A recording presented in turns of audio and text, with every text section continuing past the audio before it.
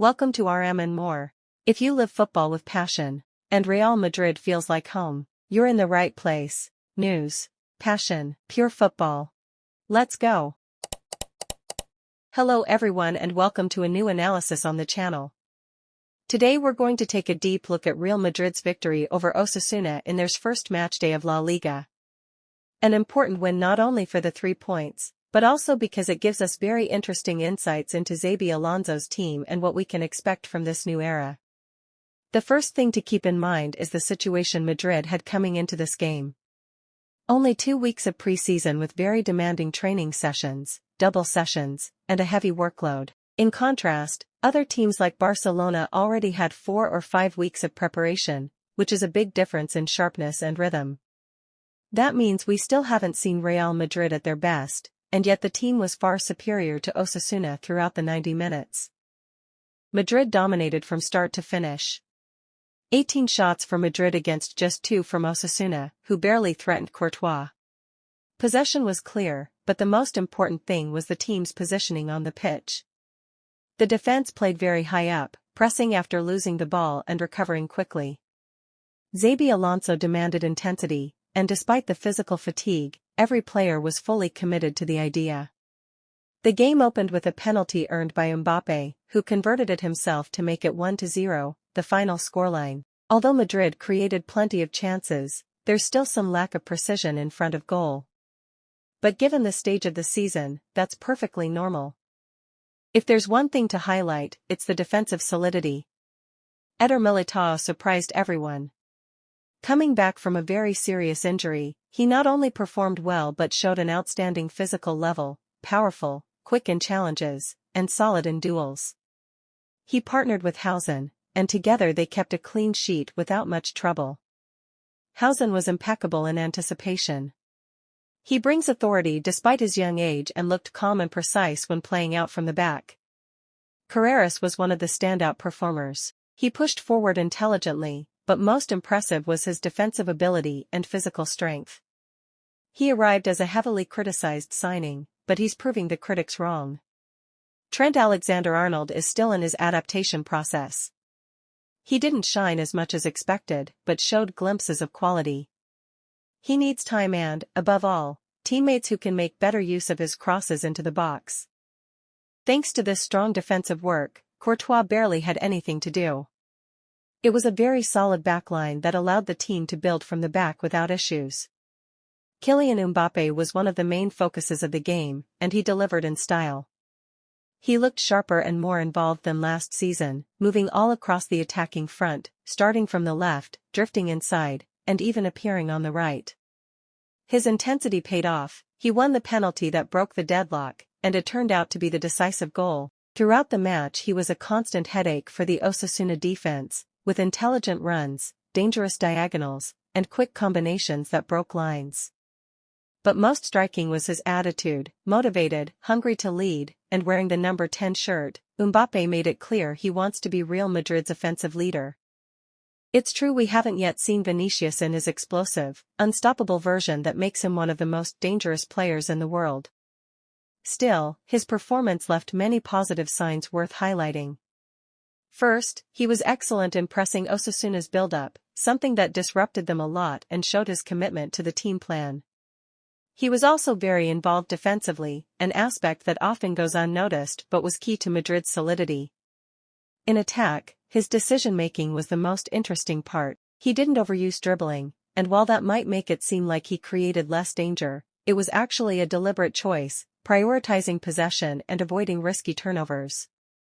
This is especially significant considering that last season one of the main complaints from teammates was his number of lost balls when attempting solo plays in dangerous areas. In this match, he knew when to play it safe and when to take on his marker. In fact, he only went for one-on-one situations in very specific contexts, such as counters or safe areas. What we saw, therefore, was a more mature and balanced version of Vinícius, a player who increasingly understands what the game requires and what his team needs.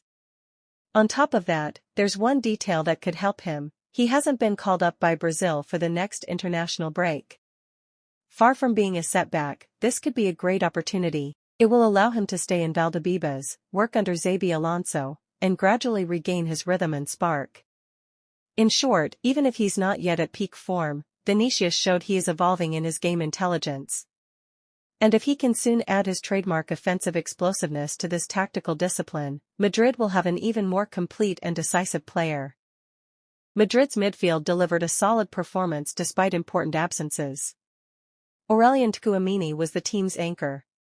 He dominated the central zone with his physical presence, recovered many balls, and provided balance in build-up. His ability to close spaces and stop transitions was key. Federico Valverde was once again tireless. He covered the entire midfield, helping defensively and joining attacks with driving runs and long-range shots. His work rate was crucial for Madrid's intensity. Arda Güler, increasingly integrated, brought creativity. While not particularly sharp in finishing, he was always available and sought quick connections with Mbappe and Vinícius. Step by step, he's gaining importance in Xabi Alonso's system.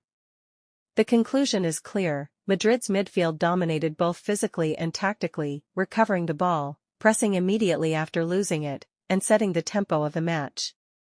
The most anticipated moment came in the 68th minute, the debut of Franco Mastantuono. Right from the start, he was very active, always asking for the ball and linking up with teammates.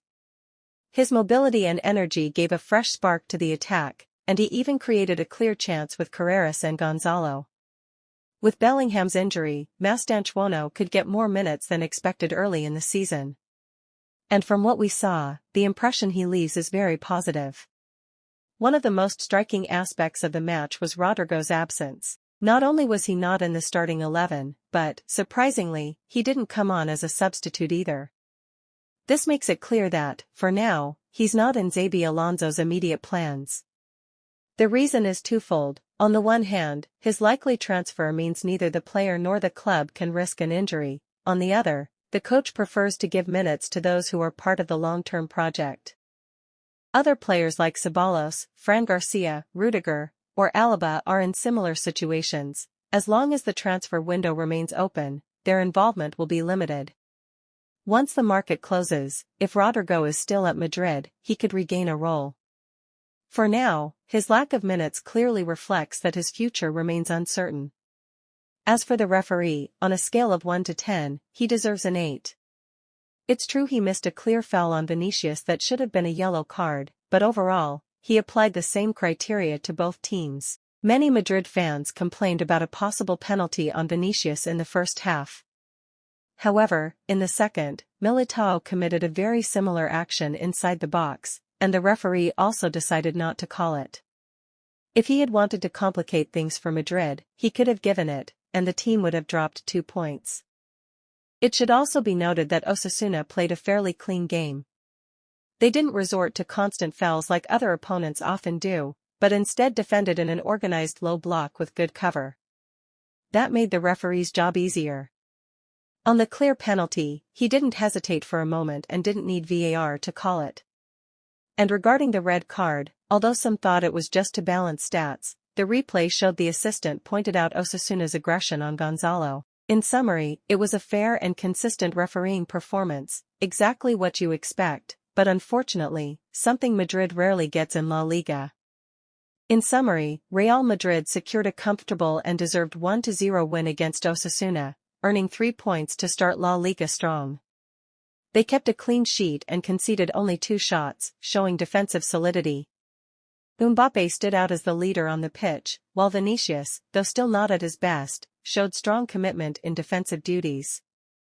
Mastantuono, in his debut, left a very positive impression among the fans. On the other hand, Rodrygo seems out of Xabi Alonso's plans while a possible transfer is still on the table. All of this comes with a team still far from peak physical condition. With upcoming matches against Oviedo and Espanyol, the goal is to reach the international break with 9 points out of 9 and a solid month of rhythm. The message is clear: this Madrid is still under construction, but it looks secure at the back and has a Mbappe capable of making the difference. And that's it for the Real Madrid-Osasuna analysis. What did you think of the match? Which player would you highlight the most, Hausen's solidity, Mbappe's movement, or Mastantuono's spark? See you in the next video with more analysis and all the latest news on Real Madrid.